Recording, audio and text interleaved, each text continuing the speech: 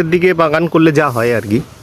তো এখন আমার এই ডালিয়া ফুটছে, সবার তো শেষ হয়ে গেছে, আমার এখন ফুটতে শুরু করেছে। তো এইটা দেখুন দারুণ একটা ভ্যারাইটি, সম্ভবত উনি যে গবেষক আছেন উনি সনাতন কুমার পাল, সম্ভবত ওনার ভ্যারাইটি হবে এগুলো, বিভিন্ন হাত মারফত ঘুরে এসছে।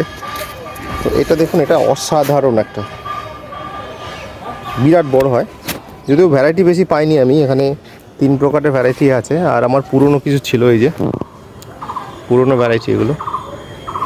আর দেখুন একই ভ্যারাইটি, বিরাট বড় সাইজ, এখনও ফুটবে, একদম সেই কম্পিটিশান লেভেলের যেগুলো হয় সেরকম।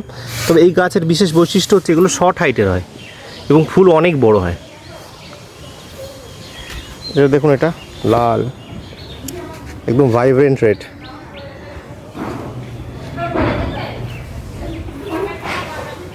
আর এটা আসবে গেরুয়া আর সাদার একটা মিক্স কম্বিনেশান, এখন ফোটেনি, ফুটবে।